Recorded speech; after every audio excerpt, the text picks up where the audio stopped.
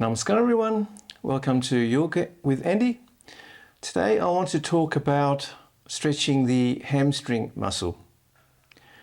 As you probably know, the hamstrings are one of the most stubborn muscle groups, and if you don't have good flexibility in your hamstrings, it's going to be difficult to enjoy your yoga practice because there are so many asanas that we do where you need to have good stretching in that region.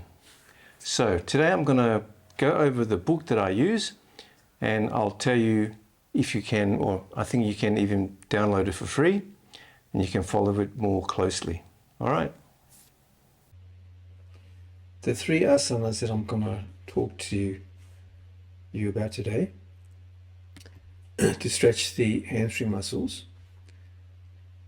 Most people will call it Uttan asana, but it's also called Pada Hasta asana.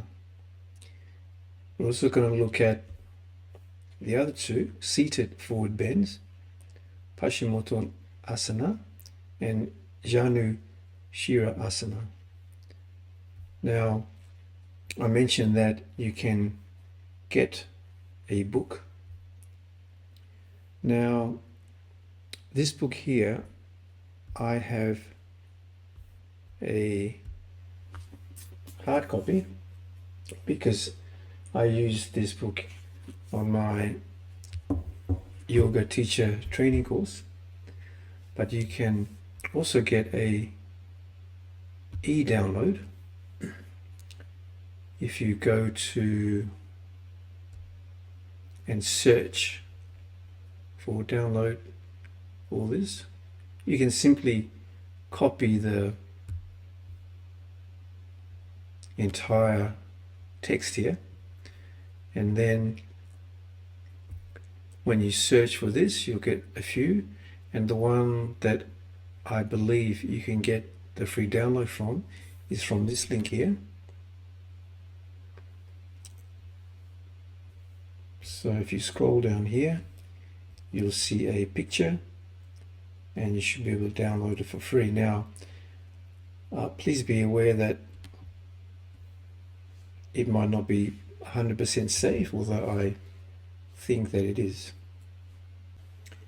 The first asana I'm going to demonstrate is generally called Uttan asana, but some people also call it Parahast asana. They're more or less the same. So let me just show you where it is in the book. If you search for Parahast asana,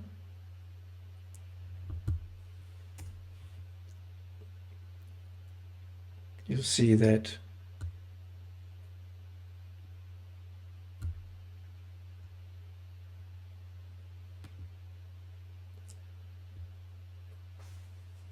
it's on page 166 onwards. It's page 167.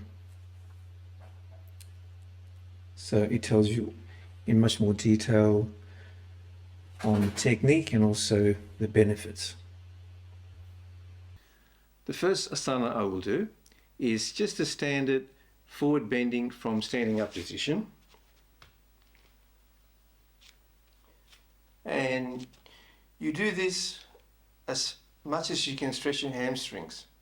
Right? Don't exaggerate too much because you'll put a lot of strain. And when you start, you can bend the knees a little bit, and as your hamstrings stretch more and more, you can strengthen your leg. Right? So starting from here, you can have your feet together or in a V, or a little bit apart, however you like, but I'll just demonstrate with my feet close together. So bend the knees, you come down. If you can grab your toes.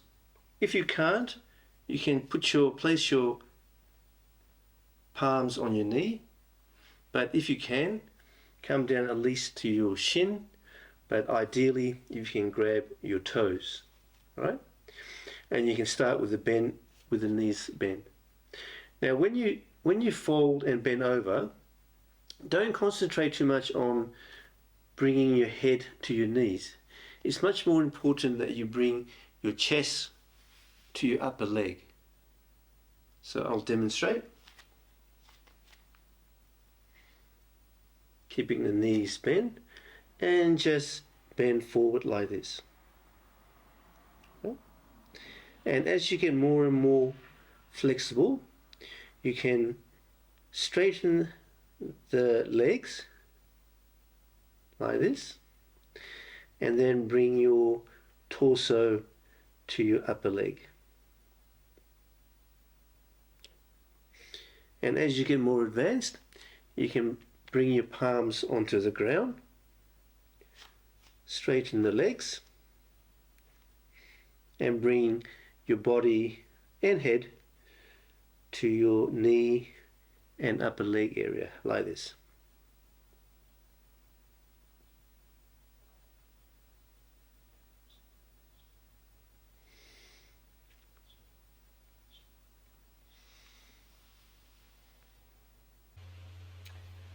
The second asana I will demonstrate is called Paschimottanasana asana, and it's on page 223. This is one of the foundation asanas, so it's highly recommended, and also it's great for stretching of the hamstrings. The next two asanas you can do can be from the sitting position.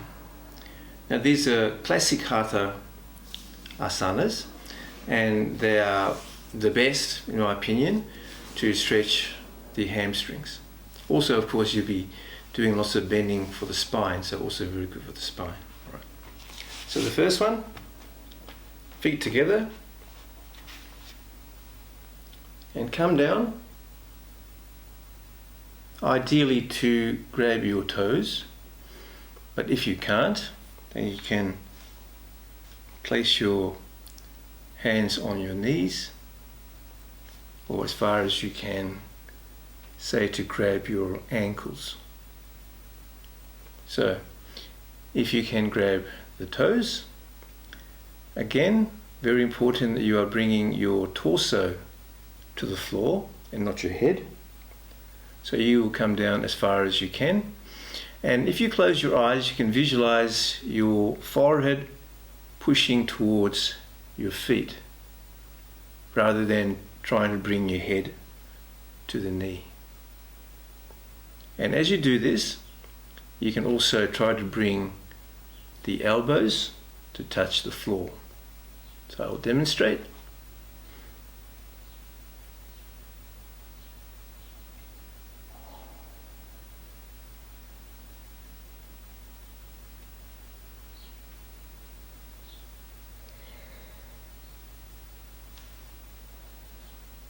So that's a very good stretch.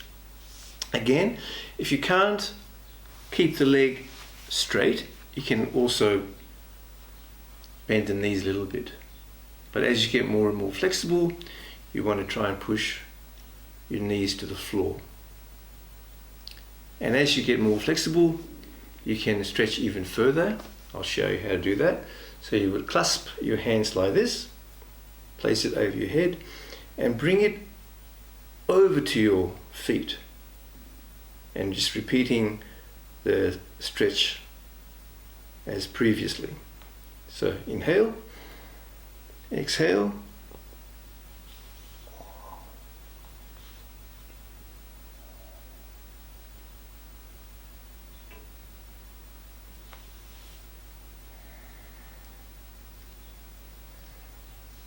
ideally you would stretch this, you hold the asana for at least 30 seconds. Okay. The third asana I will demonstrate is called Janu Sirsasana. Again, it's a foundation asana, so very highly recommended. This particular one also stretches and opens the groin and hips, as well as the hamstrings and of course the spine. So these are the 3 that I suggest that you do for starters, and then in a later video perhaps I'll show you some other ones that are more advanced. Next asana is similar, but you're going to do it with the legs apart. And here, when you start, you probably find that your knees are up like this, okay, which is fine. But as you get more flexible, you'll find that the knee can be to the floor. And ideally, you want to place your heel against the perineum, which activates the Muladhara chakra. Right? So I'll demonstrate, if you can, to here. If you can't, press it against the perineum. You can just bring it back as far as you can. And if the knee is up, it's also okay. But as you get more and more flexible, you want this to be on the floor. Again, starting here, however far you can go is fine, but ideally you would like to have it so that you can touch your toes. Alright? And as you get more flexible, you can push even further and clasp your foot. So I'll demonstrate it for a nice stretch. So inhale, exhale, grabbing the foot. Again, bring the torso to the floor and push your head forward towards the foot rather than bringing the head to the knee.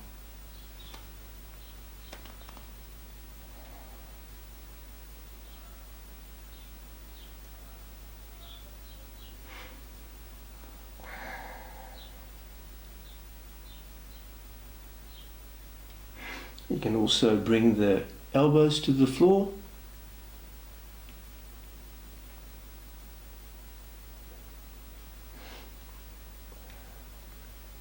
And then come up.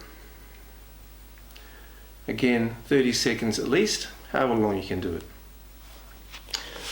So I hope that will help you, starting with the hamstrings, and then we'll continue with some other important stretches. Okay, so see you next time.